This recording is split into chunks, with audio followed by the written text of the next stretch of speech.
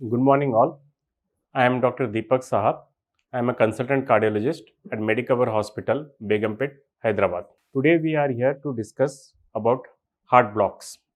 Basically, heart blocks क्यों होता है कि दिल के रगों में ब्लॉकेजेस क्यों बनते हैं। इसके कई कारण हैं।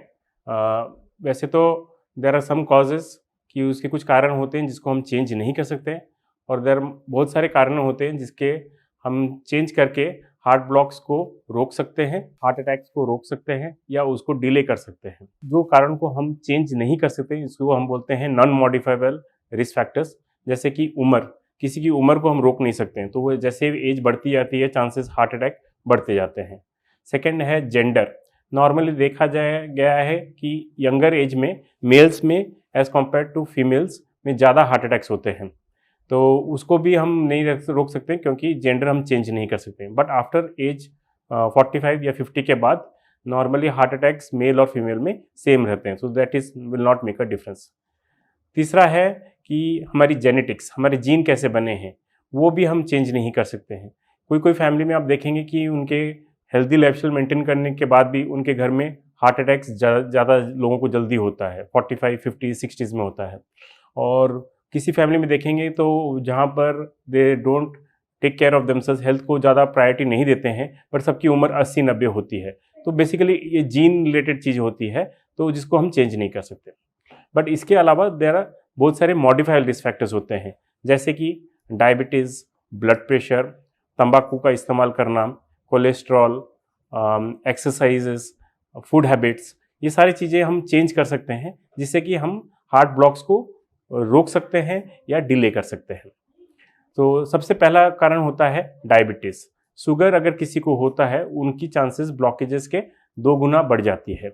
तो हमारा ब्लड शुगर को कंट्रोल करना बहुत ज़रूरी होता है। इसके लिए हमें एक्सरसाइज रेगुलरली करना पड़ता है, हमारे खाने पीने के परहेज़ रखने पड़ते हैं। इसके बावजूद भी अगर शुगर ज़्यादा रहता है तो हमें दवाइयाँ बराबर लेते रहनी चाहिए ताकि हमारा शुगर कंट्रोल में रहे। सेकेंड मेजर कॉज होता है ब्लड प्रेशर।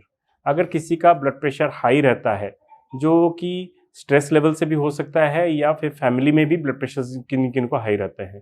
ब्लड प्रेशर का सबसे इंपॉर्टेंट चीज़ होता है कि वो साइलेंटली किल करता है। किसी को हाई ब्लड प्रेशर रहता है लेकिन सिम्टम्स नहीं रहते हैं, तो ये सिम्टम्स को बिना सिम्टम्स होने के बावजूद भी ब्लड प्रेशर को कंट्रोल करने से भी हार्ट ब्लॉकेजेस रुक सकते हैं या हार्ट अटैक्स की चांसेस कम हो जाते हैं। तो नियंत्रण ब्लड प्रेशर चेकअप करना बहुत ज़रूरी है। नमक कम खाएंगे, रेगुलर एक्सरसाइज करेंगे, उसके बावजूद भी अगर ब्लड प्रेशर हाई रहता है तो दवा लेना बहुत ज़रूरी है। तीसरा मेजर कॉज हार्ट ब्लॉकेज का है तंबाकू का इस्तेमाल करना, वेदर स्मोकिंग के द्वारा या गुटखा या एनी स्मोकलेस टोबैको यूज़ करने से हार्ट ब्लॉकेजेस ज़्यादा होता है।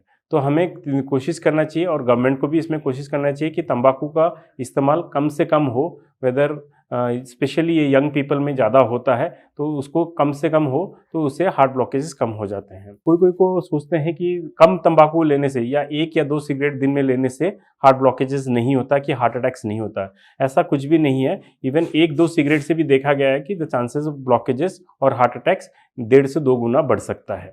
तो हमें ब्लॉकेजेस को तंबाकू बंद करना पड़ेगा। फिर ये कॉम्बिनेशन में कभी कभी होता है, जिसको पेशेंट शुगर भी है और वो स्मोकिंग भी कर रहे हैं, टोबैको ले रहे हैं, उनमें हार्ट अटैक के चांसेस काफ़ी ज़्यादा हो जाते हैं, 5 to 6 टाइम्स एक्स्ट्रा हो जाते हैं। तो ये सब चीज़ को ध्यान में रखना चाहिए और तंबाकू को कंट्रोल करना चाहिए। फोर्थ इंपॉर्टेंट चीज़ होती है कि हम एक्सरसाइज कितना करते हैं। नॉर्मली हम देखा जाए कि बहुत सारे फैमिलीज़ में वो उठते हैं लेट, एक्सरसाइज नहीं करते हैं और जल्दी से काम में चले जाते हैं, और इवनिंग में जब आते हैं तो थक जाते हैं और वो एक्सरसाइज करते नहीं हैं। इन लोगों में भी देखा गया उनका वेट ज़्यादा हो जाता है, मोटापा आता है, और उनके चांसेस ऑफ हार्ट अटैक्स और दिल में ब्लॉकेजेस के चांसेस ज़्यादा रहते हैं। तो हमें उनको एनकरेज करना चाहिए कि at least 30 to 40 minutes of walking रोज़ करें।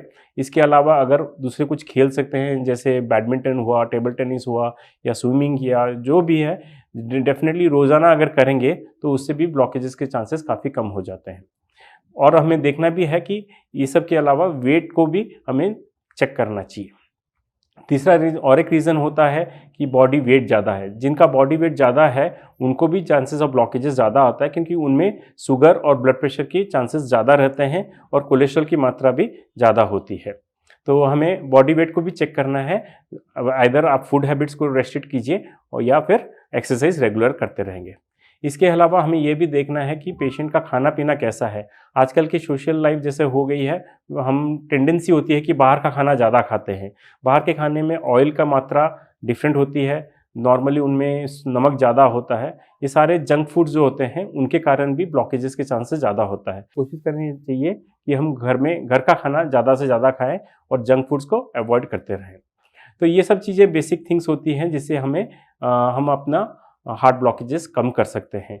इसके ये नॉर्मली ये सब करने के लिए आपको एक लाइफस्टाइल चेंज करनी पड़ती है, रेगुलर एक्सरसाइज, खाने पीने की परहेज। अगर ये सब करते रहेंगे तो आप बाकी जो रिस्क फैक्टर्स हैं, शुगर, ब्लड प्रेशर, स्मोकिंग, काफ़ी हद तक इनको कम कर सकते हैं। सो ये सब करने से डेफिनेटली हम ब्लॉकेजेस को काफ़ी डिले कर सकते हैं, एटलीस्ट रोक भी सकते हैं। इसका मेजर कारण है, अगर किसी को ब्लॉकेज 45 ईयर्स के एज होता है, जबकि उनके बच्चे छोटे होते हैं, अगर उस टाइम उनको हार्ट अटैक आता है तो पूरी फैमिली डिस्ट्रॉय हो जाती है।